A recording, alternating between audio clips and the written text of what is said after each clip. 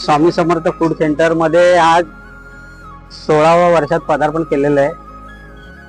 सकाळचा शेड्यूल सकाळी 5 ते संध्याकाळी 6 वाजेपर्यंत आमच्या पूर्ण घरातली फॅमिली, मित्र परिवार हे आम्ही इथे स्वामी समर्थ सेवा करत असतो। सर्व रिक्षावाले असतील, ऑफिस असेल, सर्वांना परवडेल असं आमच्याकडे जेवण आहे, घरगुती जेवण आहे। स्वामी समर्थ फूड सेंटरचं एक स्वामींच्या कृपेने आम्हाला एक चांगला प्लॅटफॉर्म भेटलेला आहे आणि त्या हिशोबाने आम्ही इथे जवळजवळ 300-400 लोक रोजची जेवतात। सकाळी नाश्ता असतो, नाश्ता पण 200-300 प्लेट जातात। ते स्वामींच्या कृपेने सगळं चालू आहे। माणूस आयुष्यभर जरतर मध्ये जगत राहतो।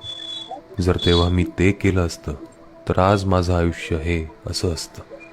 ह्या जरतर मध्ये तो कितीतरी विश्व उभी करतो, ती जगून बघतो। न भेटलेली माणसं, सोडून दिलेले रस्ते, अपूर्ण स्वप्न सगळी खरी करतो, मात्र कल्पनेतच। माणूस फार करतो अट्टहास, निवडलेल्या रस्त्यांवर सोडलेली रस्ते जगून बघण्याचा।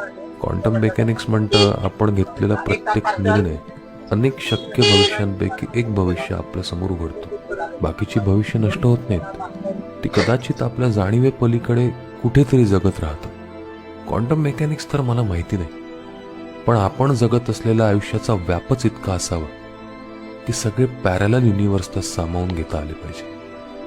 माझं क्वांटम मेकॅनिक्स मला एका ओळीत सापडले, अणुरेणू या थोकडा, तुका आकाशा एवढा। महानगराच्या धावपळीमध्ये आपण एकमेकांपासून दूर जरी जात असलो तरी आपुलकीच्या नात्यातला जो डब्बा असतो, तो डब्यातनं जी चपाती असते, भाकरी असते, भाजी असते, वरण असतं, ते आपुलकीचं जेवण हे नात्यातलं ऊब जिवंत ठेवणारं दर्शन आहे। मात्र आज जरी आपण हे विसरत असलो तरी अन्न ही केवळ पोट भरण्याची गरज नाही, तर ती माणसा माणसाच्या नात्यातली जिवंत ठेवणारी एक जुनी रीत आहे। आजच्या लंच टाइम या विशेष भागामध्ये आपण श्री स्वामी समर्थ फूड सेंटर, जिथे दुपारी 12 ते 3 वाजेपर्यंत असंख्य ठाण्यातले जे गरीब आहेत, रिक्षा चालक आहेत, जे पोटापुरती अन्नासाठी मेहनत करत असतात, ते कुठच्याही 5 स्टार हॉटेलमध्ये जेवण न जेवता ह्या श्री स्वामी समर्थ फूड सेंटर, जे दर्शन तेलवणे ठाण्यातील तरुण मुलगा आहे, तोही खानावळ चालवतो। आणि वाढत्या शहरामध्ये ह्या जरी खानावळी बंद झाल्या असल्या, त्याचं प्रमाण जरी कमी असलं तरी पण अशा तरुणांनी या खानावळीतनं एक प्रेम, एक आपुलकी, एक नात्यातला सहवास आणि अन्नातलं जे प्रेम आहे, जो संवाद आहे, तो दर्शन देण्याचा एक प्रयत्न या ठिकाणी आजच्या व्हिडिओच्या माध्यमातून करत आहोत। नमस्कार, मी योगेश कोळी आणि आपण पाहतात योगेश कोळी ऑनलाईन। योगेश कोळी ऑनलाईन, एक पाऊल तुमच्यासाठी।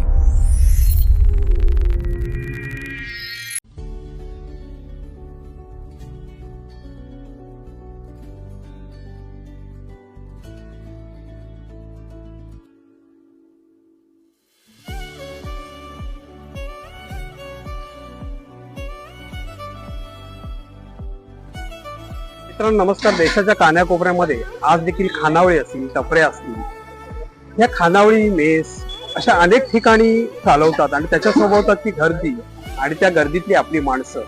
आणि या खानावळीमध्ये दादा, ताई, मावशी, काका, काकी अशी हाक मारत बऱ्याचदा जेवणाची ऑर्डर दिली जाते।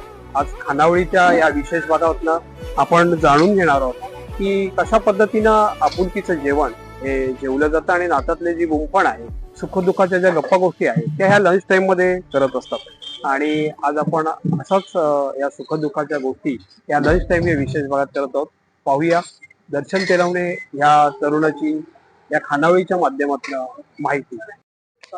मित्रांनो नमस्कार। ज्या खानावळीची प्रसिद्ध आहे आणि या ठिकाणी रिक्षावाले असतील, ट्रॅफिकवाले असतील, अन्य कष्ट करणारी लोक ज्यांना परवडणारं अन्न आहे, ते स्वामी समर्थ फूड सेंटरला भेट देतात। आणि जी हे फूड सेंटर जो चालवतो तो ठाण्यातील तरुण दर्शन तेलवणे, याच्याशी आज आपण बातचीत करणार आहोत खानावळ या विशेष भागामध्ये। दादा नमस्कार। नमस्कार।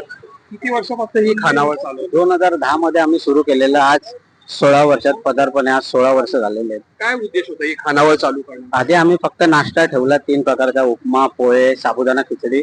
सकाळी 6:30 वाजता लावायचो, 7:30 वाजेपर्यंत संपून जायचं. मग अजून डोक्यामध्ये वेगवेगळे विचार यायला लागले की आपण आज पोळी भाजी चालू करू. मग पुन्हा एखाद वर्षाने पोळी भाजी चालू केलं. मग पोळी भाजी हा केंद्र अजून कंटिन्यू चालू आहे. आज 16 वर्ष झाले. नाश्ता आणि पोळी भाजी केंद्र हे अहोरात्र, फक्त रविवार सुट्टी असते, अहोरात्र इथं चालू असते.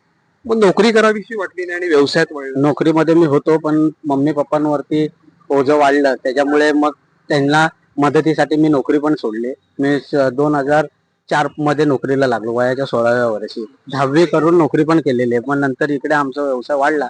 वाढल्या मग मम्मी पप्पांना मदत करण्यासाठी मी नोकरी पण सोडली. 20,000ची नोकरी होती माझी.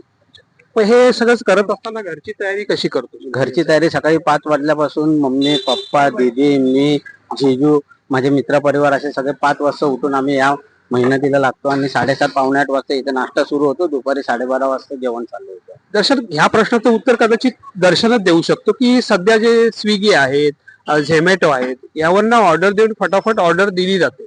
परंतु त्या जरी कंपन्या येत असल्या तरी अनेक कष्टकरी या ठिकाणी खानावळीकडे वळतात. काय तुझं मत? माझं मत असंच आहे की आज घरगुती जेवण आहे. आज बऱ्याच ठिकाणी स्विगी आहे, झोमॅटो आहे. मला पण स्विगी आणि झोमॅटो कडून ऑफर होती, पण मी ती मान्य नाही केली की माझं नाव फक्त स्वामी समर्थ फूड सेंटर खानावळच राहील, स्विगी झोमॅटो मध्ये पण नाही. आणि लोकांना घरगुती जेवण पाहिजे तर एकमेव ठिकाण म्हणजे स्वामी समर्थ फूड सेंटर राहिलं.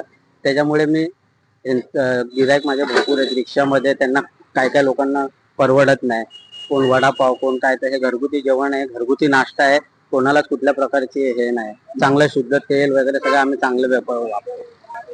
स्वामी समर्थ इथं खानावळ आहे, छोटेसे टपरी आहे, तिथं मी जेवायला येतो रोज. घरगुती जेवण असतं, व्यवस्थित जेवण असतं. कधी भाजी नसते तर साधी भाजी देखील मिळते. घरगुती जेवायला मिळतं. आम्हाला एवढे महागाईने काही परवडणार नाही. आम्ही रिक्षा चालवतो. कमवून आम्ही किती कमवणार आहे? 500-700 रुपये कमवणार. त्याच्यामध्ये आमचं घर चालवणार का आम्ही पोट भरणार? काही उद्देशातून कुठं मिळेल तिथं खातो. दादा, एक नंबर. खानावळ बोलण्यापेक्षा घरचं जेवण बोललं तरी चांगलं वाटेल. खानावळ बाहेर चढ पैसे खातात, पण इथे नाही. घरच्या सारखं त्याच्यापेक्षा चांगलं जेवण आहे इथं. अंडी भाजी खातो, डाळ राईस खातो, काय असतो, पण ते आम्हाला आवडतं. आमचं पोट पण भरतं आणि काय त्रास होत नाही, काही नाही. एक नंबर काम. दर्शन दादा आमचा एकच दादा, दर्शन दादा. मित्रांनो, वाढत्या पंचतारांकित हॉटेलची संख्या जरी दिवसांगणिक वाढत असली तरी मात्र या ज्या खानावळी आहेत, या मेस आहेत, या अशाच नात्यातलं एक नातं गुंफलं जातं. खऱ्या अर्थानं या ज्या खानावळी आहेत एक पोट भरण्याचं ठिकाण नाही, सुखदुःख शेअर करण्याचं ठिकाण आहे. आणि खरं तर अशा खानावळी या नात्यातल्या गोष्टीतनं सदैव टिकून राहतील.